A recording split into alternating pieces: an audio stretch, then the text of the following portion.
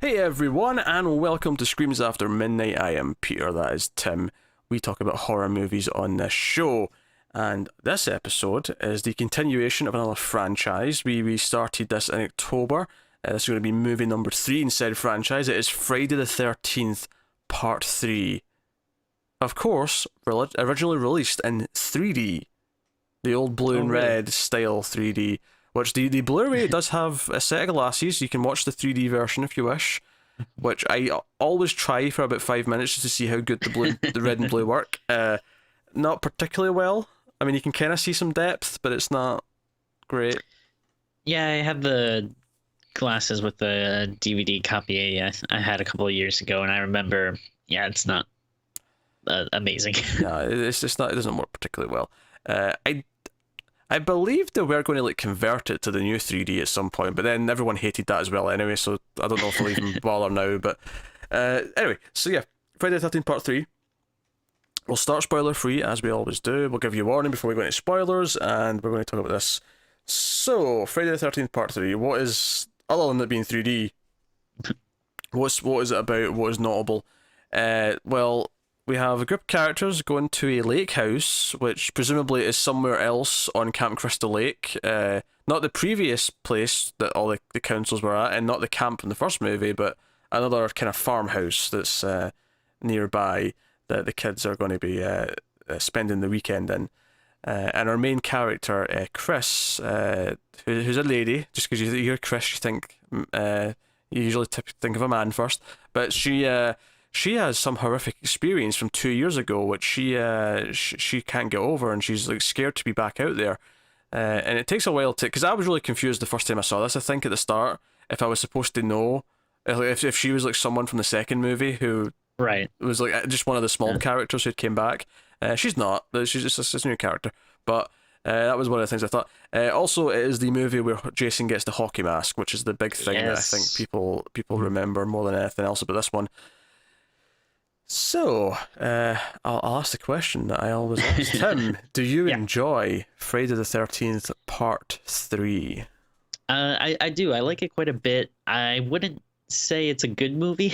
Like it's not horrible, but it's definitely pretty cheesy, pretty campy. There's some like bad special effects, and obviously the you know relentless 3D gimmick of stuff just constantly trying to be in your face.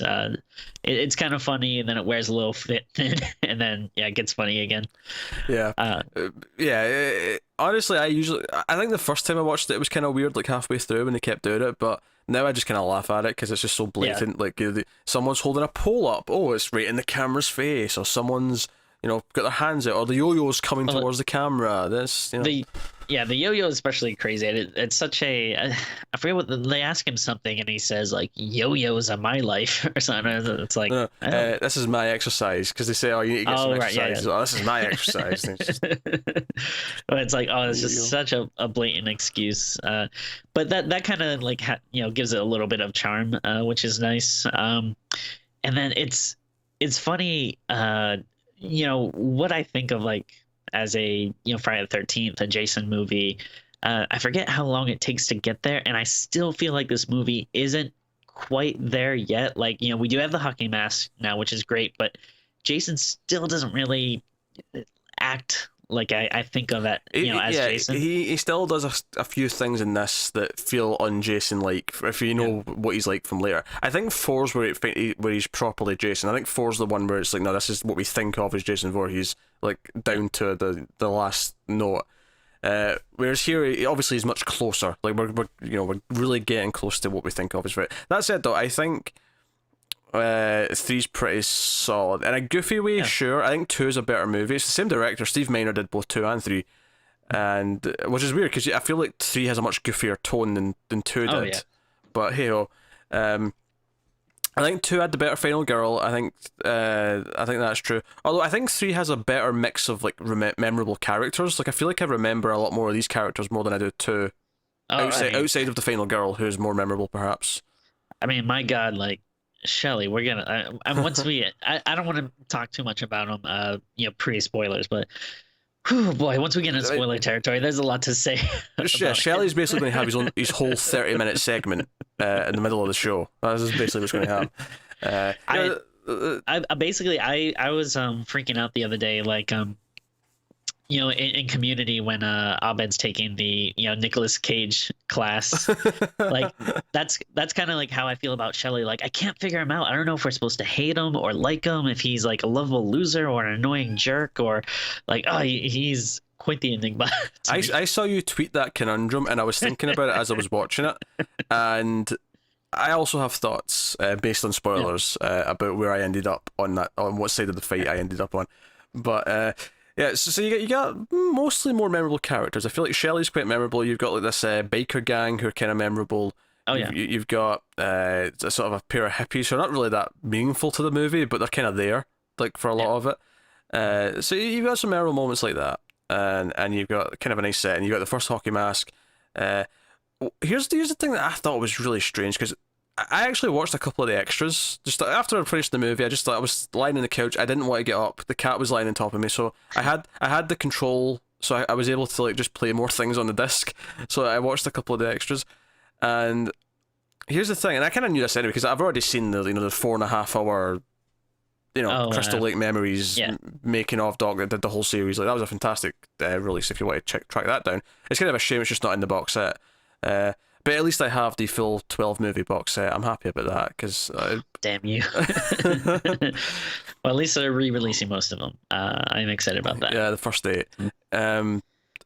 Yeah, that was just a jab at Tim because Tim thinks that I rub it in that I got the nice big box set before it went out of print and he didn't get one. But they're doing a box set of the first 8, so he gets Yeah. most of them again. I don't mind that you have it. I'm happy for you, but it irks me that like this is a seminal horror franchise and it's not readily available on Blu-ray. Like, Nightmare, Halloween, so easy to get, and like why is For this? now, but Halloween is the same kind of situation where that's going to go out of print, and once it does, that box set is going to be hard to track down. Oh, it's Because this is what happens when it's like different rights holders for different movies. Like they license it, but there's always an expiration date, so they can't keep making them after a certain point. so annoying. Just please, Disney, just buy all these movies. So Oh we can God, just don't, have don't, access. no. Disney, stop buying other film companies. Stop it. There's enough of a monopoly already with you, Mickey Mouse eared bastards. We don't need any more, right? So what I was gonna say is, I think the kills are a lot of fun. what I was gonna say though, I was getting to a point with where I was going with that when I was watching the extras. So Oh right. so they say, and I believe them, that they didn't intend the hockey mask to become this iconic. This is what Jason is, Okay, right? yeah. They didn't intend that. They were just like, oh, the bag wasn't working. What was weird actually in the extra, I think it was the guy who wrote the Crystal Lake Memories book was the one being interviewed specifically here, and he said that it was a weird thing, and I've never thought about this because obviously I wasn't around at the time, but they gave him the sack in Friday the 13th Part 2, and thought, oh, that looks kind of cool, the one eye hole, it looks kind of creepy. But by the time just after they finished filming it, and obviously when they're in post, the Elephant Man came out, and the Elephant Man has like a sack with the one eye, and apparently a big problem when the Friday the 13th 2 finally came out was that people associated that look with the Elephant Man, and I would never even have thought of that now. Like, I mean, sure he has a sack, but I never really connected them in my head. It was just kind of. But that was one of the big reasons why they wanted to get away from the sack in the third movie, is because they didn't like that association. That's interesting. I thought it was quite interesting, but so they just started different things with this, because I could have almost bought that maybe after they made this, maybe we're gonna have a different mask every movie. That'll be his gimmick. Maybe every movie he'll get a different thing, and it was actually because of the like they saw like kids dressing up with hockey masks at Halloween, and they saw it become a thing. Like people really attached to the hockey mask, and that's why they kept it. That's why when they went to make 4, no, there's no question he's in a hockey mask again. But the point I was really getting at though is I think it's really strange that they never intended that. They never wanted this. This is what Jason's going to be forever now.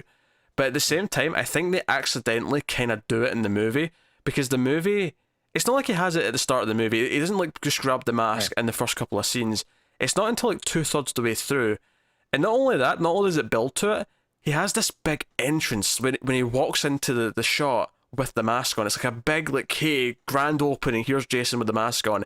And it's It almost feels like a thing. yeah, it almost feels like deep down they knew this was Yeah. going to be the iconic look of Jason, but they didn't, and it's kind of weird that it kind of feels like it in the movie. It's kind of bizarre in that sense, because up until that point they're kind of hiding his face because he's not wearing anything, you can't see him. Oh, thank God, because you do see him without the mask in the movie, and I do not like that. He does have kind of a weird look otherwise though outside of the mask because It's just not as like creepy. It's like a weird yeah, kind of. I'm so used to like darker clothes where they're all kind of ripped or melted or whatever, but here's just like a green shirt on. It's just kind of like a bit more casual. He like smiles in this. He smiles. Yeah, I think like towards the end he kind of has like a smile. Like we'll get to it more in spoiler territory. Joey, it looks like actually with the mask off in this one. Because obviously the last one he had all the long hair and he was morely deformed.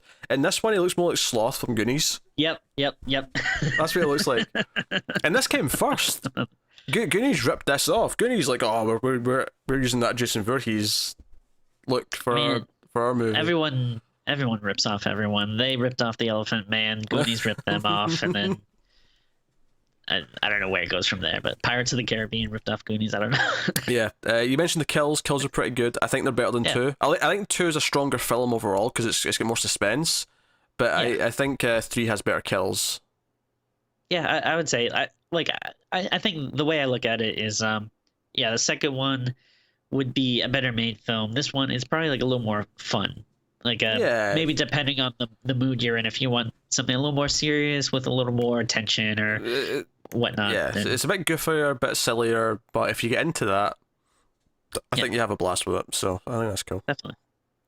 So now, so better kills, memorable characters. Jason gets the hockey mask. I mean, spoiler free wise, I think that's essentially the beats we could hit. I think it's time to unwrap the spoiler crypt territory, whatever you want to call it. So, I think getting into the plot. So full spoilers if I didn't make that clear from this point on. So we actually start off much like the second movie, and I'm going to complain about this again. We get like a 5-minute recap at the final of the last movie. Way too long. It's basically just the last like 5 minutes of the second movie at the start again. Except it's cropped because this movie's got a wider aspect ratio. This was in a 2.4 one, which is fine. That's great. Make it wider, but because they're showing footage from the second movie, they had to crop it to make it sort of fit without stretching anything. So it looks weird. It looks wrong. In fact, side note here, my Blu-ray has an error actually on this part of the movie. There's like a skip where it pauses and it like jumps like 10 seconds. But it's during the 5-minute Friday the 13th Part 2 recap, so I don't actually care. Okay. I'm like, whatever. It's not an important part of the movie. It's fine. Yeah, I can live with it. It's fine. So you get that big thing. So I'll complain about that. Although I do think, unlike this last one, I don't think there's a time jump again. I think this movie takes place relatively soon, right after the second movie, basically. Because you have Jason like come by this like small convenience store. We get this wonderful married couple. These guys. This I actually would complain about this more than the recap of the second movie because this felt like it took forever. Like I have no problem with Jason often some like angry old couple. I'm fine with that. In fact, I encourage it. But like it felt like it took forever, like waiting for them to for Jason to get to him. I think they were going for a more suspenseful thing here at the start, and I guess it's just the characters aren't that. Honestly, I don't hate this though. You seem to really hate this. I think because I've seen this movie so many times, I have this weird nostalgia for some of the moments that happened during this. Namely, the snake. No, I'm thinking more like, so there's a gag here that he like they've got like pets, and he's got like a rabbit who keeps coming into the store, and he's like the rabbit's like lying in like the fruit in the store, and he like picks up that as she'll make a coat out of you if she catches you in here. And as he's holding the rabbit, he just like casually like takes like things out of various he takes like a donut out of a box of donuts. He takes a drink out of something. And he's clearly going to still sell these things, but he's just being like a little greedy bastard taking things that he's going to sell later. And I don't know. I have fond memories of this stuff. I can't I can't justify it. I'm just saying. I just wanted them to die. And Like and they do. I I don't. It's not like I want to be too harsh on them. It just felt like, all right, get to it. We know they're gonna die. We know these are not the main characters. This like 80-year-old lady is not the final girl. Like, let's just go ahead and offer already. Yeah, Tim, they're like 40. I don't know where you're getting this 80 from. They were Tim, practically is a like, man who's not even just turned 30, right? Is someone who's in their 30s, like you are. I feel like you calling these people old is a little bit weird. They're not that much older than you. Dude, they were ancient. I guarantee you. At least 65. They were like 42. No. They they were as old as the Crypt Keeper.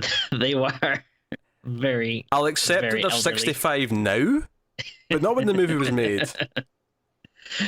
I don't know. Maybe it's my memory, but I'm pretty sure they were probably born in the 1800s. Oh dear. So what about that snake that jumps out at him? What about it? It looks so bad. It does look pretty bad. I'll give you that. I'll give you that. So maybe it's like if you're gonna go for the 3D effect, fine, but maybe like make sure we can't see the wires. I concur. But we come from that to, again, we got a baseball bat right in your face. There's a kid playing baseball outside. But okay, this really bothered me too. So you're setting up this baseball scene, and it's a 3D movie. So okay, I'm waiting for the person to throw the ball. I'm waiting for the ball to come at me. Never does. It's just a guy holding a bat. It's like you're perfectly set up for this great, amazing 3D shot of this baseball coming at you. People are getting all scared. They're covering their face, thinking a baseball's coming, and they don't do it. That is ridiculous. What, did Tommy Wiseau direct this scene? This is how he thinks baseball's played? No one throws the ball, you just stand there with a bat? I mean, that's a good point. I don't know. Maybe they've never played. I thought your sentence was got more to say to it. I'll move swiftly on.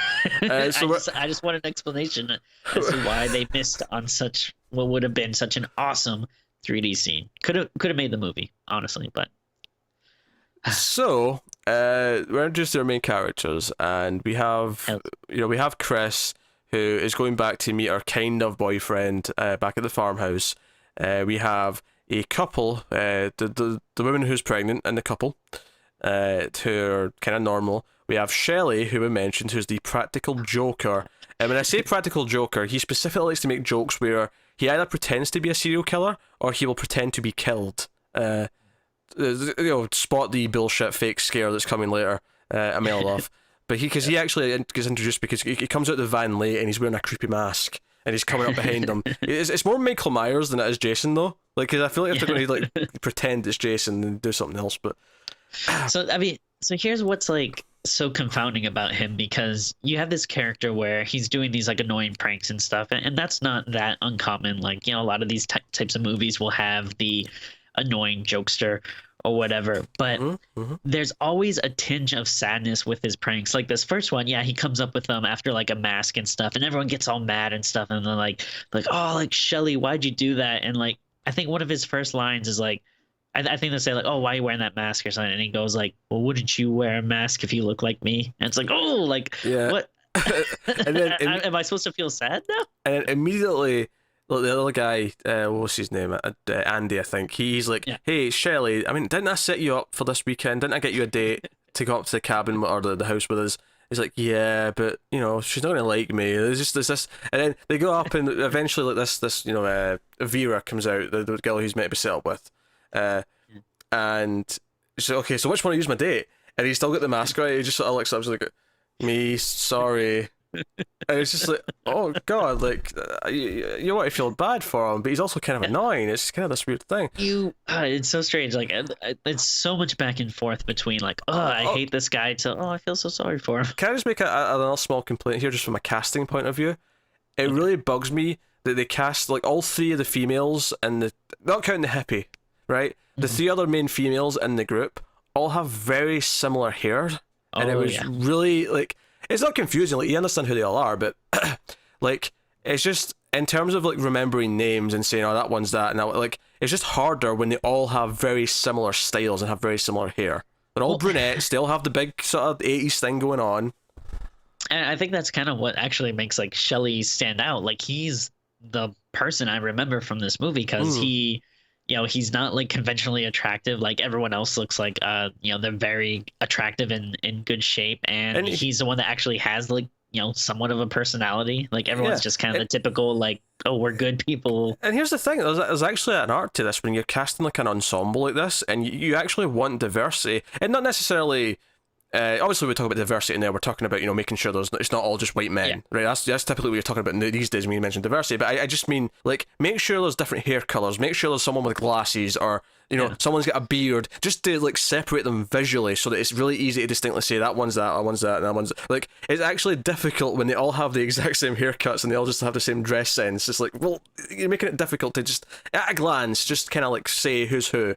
And yeah, obviously actual diversity with other races and things obviously add to that even more so, and should be used because for the other reasons, the more serious reasons beyond just right. Tim, what's your point? Well, I was just gonna say, to be fair, they did cast some non-white actors as the hoodlums or what do you call them? Punks, I guess. Yeah, the biker gang or whatever.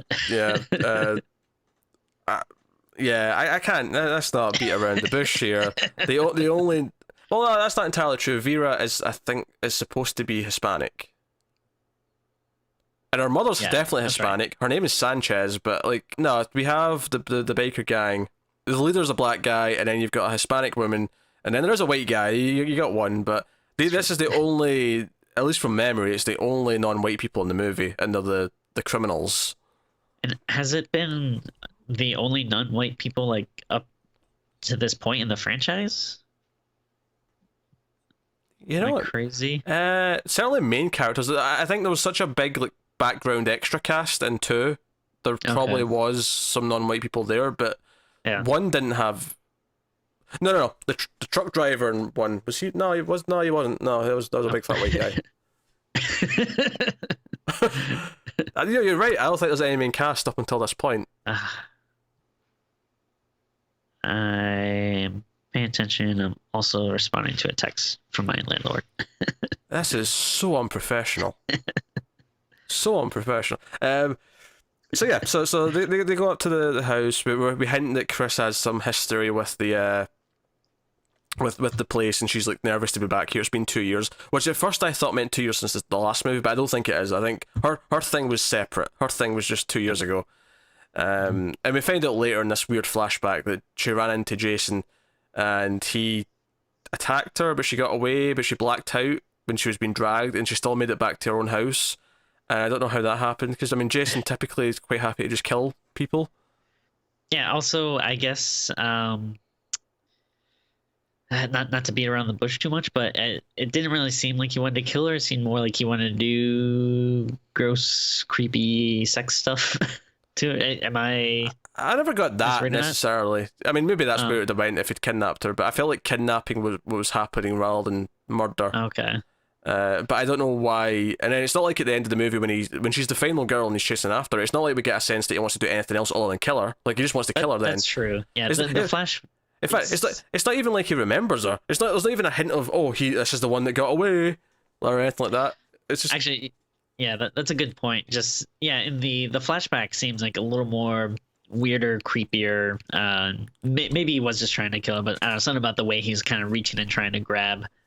Again, it just feels different from like the Jason that we're kind of used to, like or I guess we'll get used to in later movies, where he's very stoic, he moves very slowly, and this he's still kind of like running, in like broad daylight. There's a moment during the final sort of like chase where he actually dives out the way of the van, and it felt really weird because it was like a soccer goalie like diving to grab the ball, and I'm like, that's weird to see Jason do that. Yeah. It's not the sort of thing you'd expect to see. Like, you never see Michael Myers do that in a movie either. You never see that. No. That said, though, he's got a lot of presence once he has that mask on, and obviously eventually gets the mask, because Shelley had it. And he has his big grand entrance where he comes walking in onto the dock and fires the harpoon gun.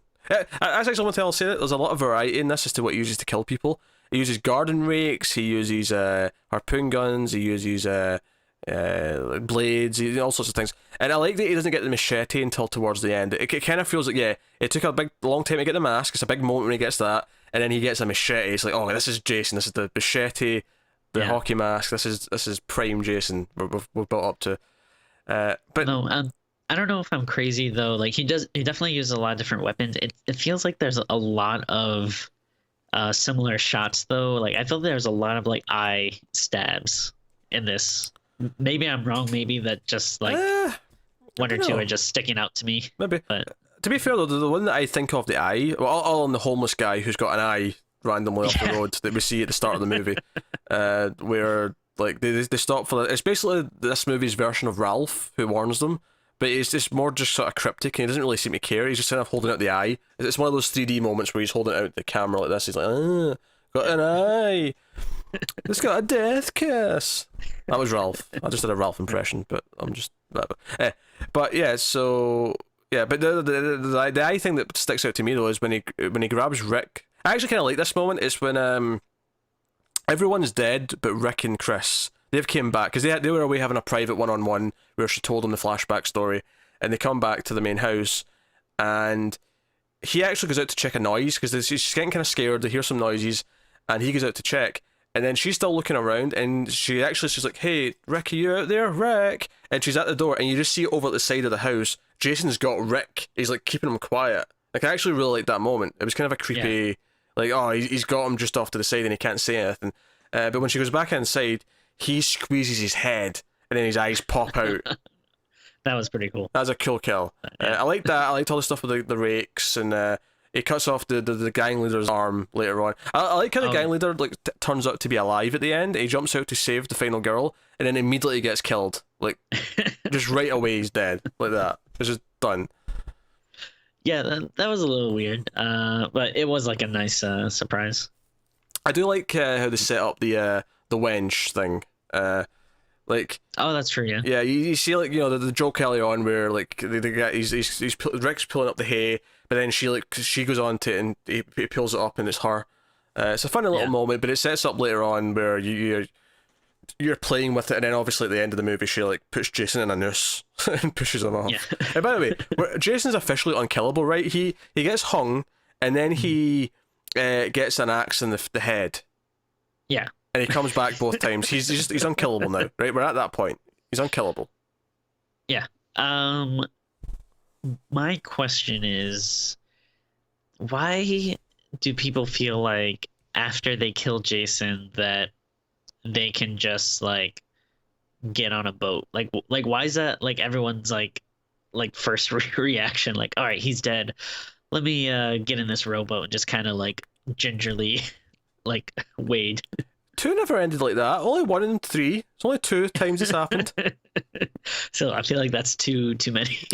Yeah, well, the whole ending's weird because she actually hallucinates the whole thing, like at the end, seemingly, because we do kind of like a mimic of the first movie where she's on the boat, it's all tranquil, and we have a really kind of cool moment where Jason seems to wake up and he comes running out for her, but it turns out to be kind of fake.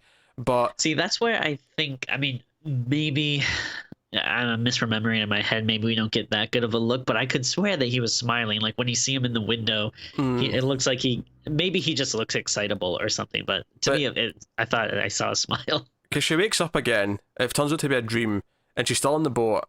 And this is when we get the same sort of jump scare from the end of the first movie, where this time it's Mrs. Voorhees jumping out and grabbing her.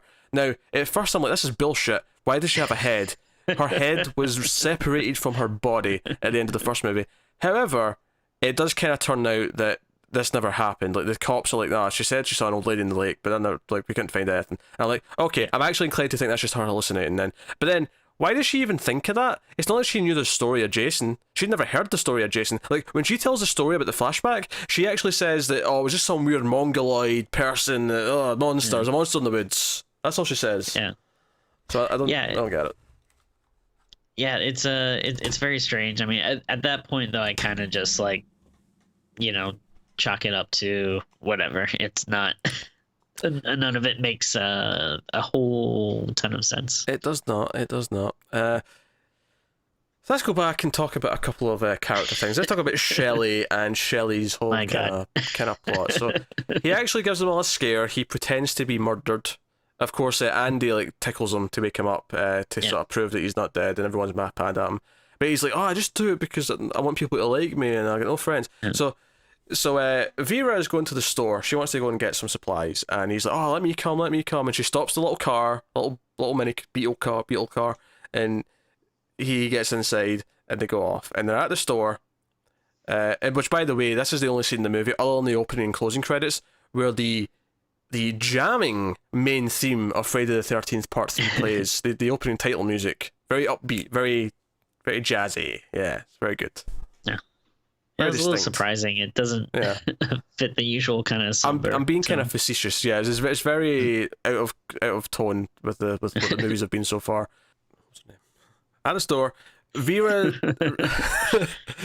Vera can't pay for the groceries, so she's like, "Hey, Shelley, do you pay for these?" And he's like, "Okay." He just throws his wallet over without even a hesitation. Doesn't even think. I don't know. You're like, you're going to say something, Tim. Well, I think actually I didn't realize realize this now, but I think there was kind of a little like racist jab at it, because it looks like she's about to pay, and then the store owner I think says something like, "Oh, we don't accept like food stamps" or something like that. all right. And that's okay. when she's like like Shelly, like, I don't have any money. Yeah. Yeah, because it was weird because when he says that, it's like, why did they think she was going for that? And then I was surprised almost when she was like, "Oh, okay, fine," and doesn't then like, "Shelley, I need money." Like, it was kind of weird. But obviously the wallet falls to the floor. Like, she doesn't catch it, and that's when we get the introduction to our badass gang who are. Wait a minute. Sorry, I gotta go back here. You don't throw the baseball, but you do throw the wallet. A wallet's more intimidating coming at the screen though, because it sort of spins like a sort of blade. If I had the option of having a baseball thrown at me or a wallet, I'd probably go with the wallet. As would I. The baseball would hurt more, absolutely. But they throw the wallet, and yeah, basically they're just kind of tormenting them. Kind of makes fun. Like, she pulls out a condom. I was like, "Oh, is this your rubber? Oh, you need to be nice to me. Say please." And it does feel like it's just bullying at this point. There's no real like actual menace to it necessarily. Yeah, but what pisses me off about this part is the fucking store clerk that's doing nothing. He's just like standing there. Like, these people are possibly going to kill this woman and this lovable goofball. And the guy is just kind of like sitting at the counter. Right now, I wouldn't say it's possible going to kill him. Right now, I'd say they've just been harassed. I feared for their lives. It's not much more than that just now. Because let's not forget, the only reason why it escalates is because Shelley, driving the car like an idiot, backs into their bikes. So do you think he did not do that on purpose? It was just an accident? No, he did that in accident. That was an accident. That wasn't on purpose. And the reason why I know it's an accident, a little bit of him was kind of like, because he's too scared when he does it, that I think it's an accident. And then afterwards, after the guy tries to smash in the window, and he's trying to attack them, he then makes the choice to turn around and go back and hit them again. That's on purpose. That's score one for Shelley. That's Shelley, sticking up for himself. And I almost feel like, it's building a little thing where she's going to start to really like him, because he's kind of bold, and even though he's kind of goofy and he kind of has this weird thing where he likes to pretend to be a killer or dead, likes his makeup effects and whatnot. But right, so that's all fine. But then later on, Shelley's with her in the main house, and they're sitting down, they're at a fireplace. It's almost romantic even. And he turns just like, Vera, I know we've only known each other for a day, but I feel like we've really gotten to know it a little bit, and I like you, and I was wondering if, and she just puts her finger over his lips and says, "No, Shelley." Just no. And I thought, oh man, that was a bit cold. I mean, it wasn't super mean, but it was definitely okay, you could have been a bit nicer about that. However, Honestly, it's probably kind of like realistic. Like that's yeah, probably how that would go down. now, to be fair to her, she then follows it up with, look, I'm going to go outside for a little bit, but I'm going to come back in and then we can talk, okay? Like, she's actually quite nice about it. Like, she's not like, oh, It get is away nice, from me, yeah. you freak, or whatever. It's like, she's letting him down in a relatively nice way. And she's willing to keep talking to him and kind of maybe make him feel better about it, or whatever. Yeah. And up until this point, I'm thinking, you know what? I actually think I'm on Shelley's side. Shelley's a nice guy. Shelley's okay. He's completely fine. He's obviously weird, but I can relate to weird. And then after this, after she said, "Oh, I'll be back here in a few minutes and we'll talk about this," okay? She leaves, and then he just sort of walks away a little bit and mutters to himself, "Bitch." And I'm like, "Okay, Shelley, you just lost me. I was on your side. I was on your side. She did not deserve that. She was not This being a is bitch at all." this is the Shelley conundrum. This is what I'm talking about. It's so back and forth with this guy. I don't know how to feel about him. I don't know. Because you think that's fine, but then after that, like, she still got his wallet, which, by the way, he went all day without realizing he didn't have his wallet back. That's weird. But she's sitting and she pulls out his wallet and looks, and there's a photo of him and his grandmother or something, like, and she's like, "Oh, he's actually kind of sweet." And I thought, oh, maybe it's building up to her actually, like, maybe, because it almost feels like this is the most plot the movie has. The plot here is that she might actually grow to like him, right? And sure, And they may die by the end of the movie, but that'll be a cool little thing. it's kind of weird. Like they kind of feel like the main characters, They but they're do. not. Yeah.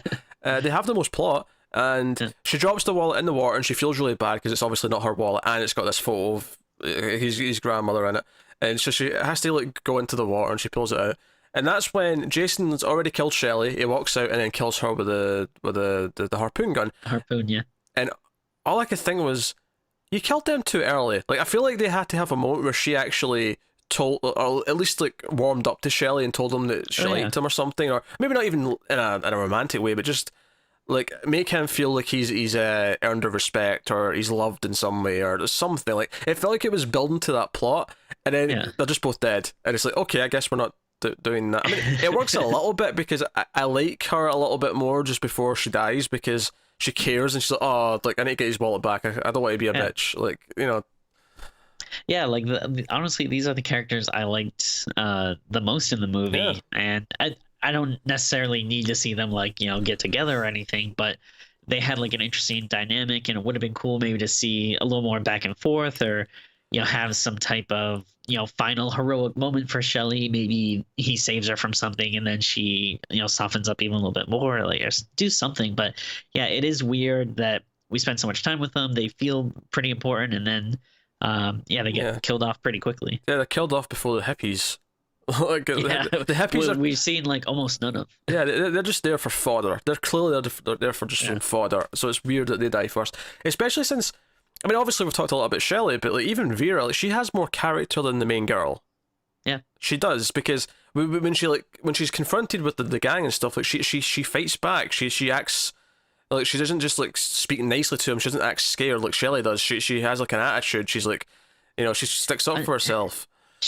She feels like someone who is being put upon by the world. Like, when we're introduced to her, her mother is, seems very, commanding and telling her what to do when she's rebelling against that. And then at the store, the clerk is kind of, being prejudiced against her, and, she's having to deal with that. And then the gang, is messing with her. And so you want to see maybe something more triumphant come of her, but you don't really Basically, get it. what we're saying is she should be the final girl. Yeah. I agree with that. Yeah. They picked the wrong one. This is weird. This is extremely weird, but they had the wrong one. The one who's picked is not interesting at all. I mean, she's not unlikable necessarily, but she's just not that interesting. This is like, I would say, to a point, pretty much most of the rest of the characters are all just very cookie cutter. They're the kind of, slasher, summer camp fodder, kids that you expect. Like, not to say that they're necessarily bad, but there isn't that much that stand out about them. Yeah, I'm going to rewrite the movie a little bit here for you, right? So now Vera's the final girl, and she actually kind of warms up to Shelley. She actually, like, she's decided she kind of likes Shelley, but she's not had a chance to tell him yet. But then he sacrifices himself to save her from Jason, and Perfect. she has to watch him die as he's sacrificing for her, and that's her drive to beat Jason. She's like, no, I'm not letting you get away with this. I feel like, at the top of the, episode, I said that I like this movie. I feel like if it was more in line with what you're saying, then this could have easily been like an I love this movie. Yeah, yeah, I like it a lot. I still have a lot of fun with it, but like I think I just made it a better movie. Yeah, I just just made it a better movie. just a little bit, better character focus and some better story beats, and that could Yeah. really, cinch it and put it a little bit over that level to a, from a good fun movie to, oh no, actually like a legitimately good movie. Also, credit to them because the gang show up and they're going to like empty the gas tank of the van and burn down the barn. Very extreme, of course, but they're delinquents, of course, so Yeah, they want to do delinquent things. But I actually did kind of like that set up why the van couldn't just drive away at the end of the movie, like that's true. because Yeah. Chris gets in the van, she tries to drive away, and like it just runs out of gas, and I'm like, oh, this is convenient. I'm like, no, wait, that they set that up, they emptied the tank. Okay, no, that's fine, great. That's why she has to get in that canoe. She has to get in that canoe. Uh, Also, I like how she escapes him at one point in the van because he sticks his hands through and he's like choking her, and she beats Oh, him by just rolling up the window yeah. to get his arms stuck for a little bit. And then Jason gets out of it by headbutting the window, which is great. Oh, bad for the window, but Yeah, bad yeah. for the window, but great moment for him. Actually a lot of window smashing in this movie. Lot of window smashing. I enjoy the gymnastics of like her, like the final bit all takes place in the barn, Oh yeah. and he comes in the barn and he's looking for her, and she's like actually hanging from like the rafters. She's on like one of the beams up onto the roof, and she's kind of like sliding down gradually. I'm like, just stay quiet and don't fall, you idiot. Just Yeah. come on now. And she falls on top of him. It's a I whole do thing. sometimes I wonder in these scenarios, like a lot of times you'll see in a horror movie, someone will be waiting, behind something, and they'll look out the corner of their eye and they'll see the, monster, villain, or whatever walk past them, and then they'll like wait a second and then they'll leave. And I always wonder, like, if I was in that situation, how long could I stay? Like, like if you had a good hiding spot, like, would it be best to just kind of like wait out like a day or so, and then like make your escape? I think an hour would probably do it. That'd be enough time for them to move on and go elsewhere. Okay. People in movies though are terrible at staying quiet for some reason though. They don't.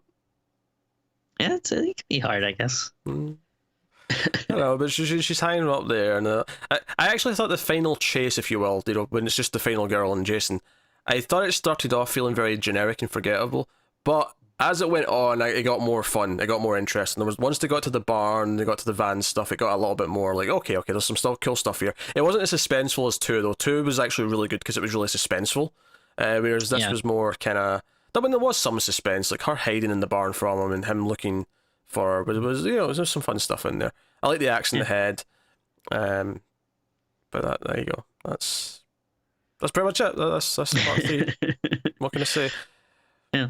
I'm trying to think if there's any memorable kills that we might have missed or something. The again, like probably the harpoon through. Oh, I'll give you the. That's not my favorite. I mean, the squish in the head might be the favorite. That's really good. Yeah. But yeah. the one that's up there with that is the what's his name, Andy. Who's with his pregnant girlfriend. Yeah. He likes to walk around in his hands. He does a handstand kind of walk all over the place. Right, yeah. He gets killed while he's in a handstand because Jason like just slices him from the crotch downwards. Yeah. It's really quick, but it's a really good shot. It's like a really visceral little like, oh no, he just got halved. Anywhere you want to slice, but there. Yeah. So no, that was pretty good. So there's good kills. There's some good moments. Some of them are pretty simple, but they're effective. Throat slashings and whatnot. Yeah, I feel like there's a couple that stand out, but I feel like there's also some that aren't like super memorable. Like I can't even really remember what happened to the hippies. Were they the ones that basically just got their throats slit? I mean, their entire characters are forgettable. They are. It's actually like kind of weird that. You're right. I watched this last movie. night and I can't remember how they died. Yeah, like some really good kills, but also like some, yeah, just kind of forgettable stuff like that. To be fair though, I feel like every slasher movie is a mixed bag of like, so, a few good True. kills, Yeah, few okay ones, few bad ones. It's just kind of a thing. that's Um, fair. Yeah. but hey, I like Part 3 a lot though. Part 3 is up there for me in the franchise, I think. Uh, Yeah, it's definitely it's certainly not the best, but maybe one of the most fun. well, yeah, we have spent a lot of time sort of like criticizing it and saying, "Oh, this is how it could be better," but it's Yeah. still a blast to watch because of all these like silly elements to it. It was more of a goofy, good time. Uh, Before we No, wrap up though, well, actually, let me ask oh, you a quick question. So, you don't recommend actually watching it in 3D? and no, I do not. In fact, it's Okay. worse because, like, see like, at the start when the shop owner he's putting up the clothesline and he's got the pole and it's like pointing Yeah. at the camera. That moment to me shows me why it's better to watch it in 2D because in 3D, uh, at least for You thought me, the pole was gonna hit you? no. Okay. The way the glasses work is it feels like it splits into two because you kind of see it in both eyes separately. And Oh it yeah, yeah. actually takes me out at the moment. It just feels really weird and fake. Whereas when it's in 2D, it just it's because of the technology to like you have different eyes seeing different things. There's this natural thing where some things have to get too close to you, kind of split, and it's just kind of like plus it's all red and blue and weird looking. Nah, I don't recommend it. Okay. Hey. Uh, Now, one thing I want to talk about a little bit. This was in one of the extras. The original idea for Part 3 was very different. Ooh, okay. And it was they wanted to bring back Amy Steele, who was the final girl of Part 2, Okay. and they were basically going to do Halloween 2 as the third Friday, Oh, where she's in like a psychiatric hospital, and like apparently like the plan was that they weren't sure if it was Jason killing people the whole movie, and you wouldn't find out until towards the end that it was him and that he was hunting down Amy Steele's character from the second movie, and that was going to be the okay. plan. That didn't happen. One reason was they thought, oh, maybe that won't be what fans want. They want something that's a bit more Friday the 13th style. But the other reason was because Amy Steele didn't come back. She had other projects and she didn't want to commit to it. So that's how we ended up with a completely fresh, sort of written plot, if you will. Interesting. I don't know that. That could yeah, there could have been something to that. Yeah, I just think we almost had like a character returning from the previous movie. Which I mean, I guess kind of happens with Tommy later on, but he's so different ages and like, different actors, it doesn't even feel that notable. Talking about Tommy from Friday the 13th. Yeah, Okay. yeah, I don't know Tommy if you're talking Jarvis. about Tommy from Halloween. Oh no, no, I'm not talking about Paul Rudd's character from Halloween 6. God damn it. No, Tommy Jarvis. Tommy Jarvis. Okay. Dear. Uh, okay, are we done? Are we rating this? Are we rating Friday the 3 Yeah. out of 10? Yeah, we should probably rate it. Yeah. Phew. This is it's a little tough because again there are, you know, on a technical level that there, definitely flaws in the movie. But it is a ton of fun.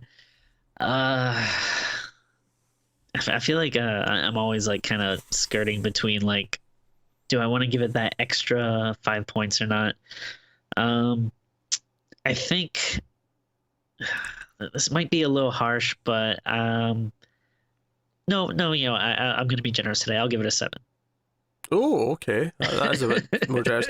I was actually going to go with a 6 myself. Yeah. But I mean, I have a blast with this movie, but I think a 6 is what I will land on. Yeah, I think definitely on a technical level, it's probably around 5 or 6. But yeah, just I don't know, the enjoyment, the giddiness of it, and maybe I'm in a good mood today. Who knows? Maybe.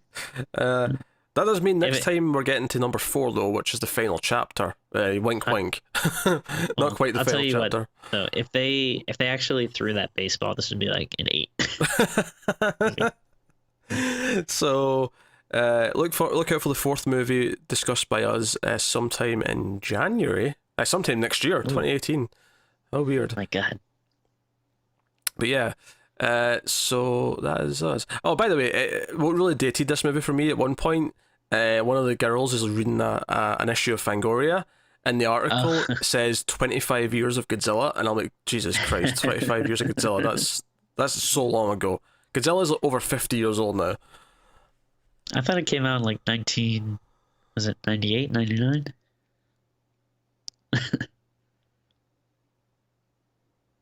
They would never find your body, Tim. They would never find it. The original Godzilla came out in 1954, you Philistine. You're the worst, Oh, okay. Tim. That one. Yeah, the real one. Unlike your Matthew Broderick pish. Anyway, that I guess wraps up this episode of Screams. I will tell you that in the next episode of Screams, I'm not going to tell you what it is, but I will say that the movie comes from the Crypt. What is the Crypt, you ask? Oh, I shall tell you what the Crypt is. The Crypt is a bonus for our patrons over at patreon.com/MailFuzzTV. Where in the $5 tier or more, you also, I mean, you get to vote once a month on an episode. You get an option of 4 movies. Everyone votes, and we pick one of the winner gets picked, and we talk about it in an episode once a month. But the other thing you get is the Crypt, and the Crypt is like basically just users patrons submitting movies they think we should do on streams, and they go onto a big to-do list, and every so often we'll pick one, or maybe we'll put them in a vote for the next patron vote or whatever. But next episode we've picked one of those movies, so the first Crypt episode, if you will, is coming next time, so you can look forward to that. But otherwise, guys, like, subscribe, get us on the Twitters at mail_fuzz, and that's us. So thank you once again for watching. Keep watching scary movies. We'll see you next time. Goodbye.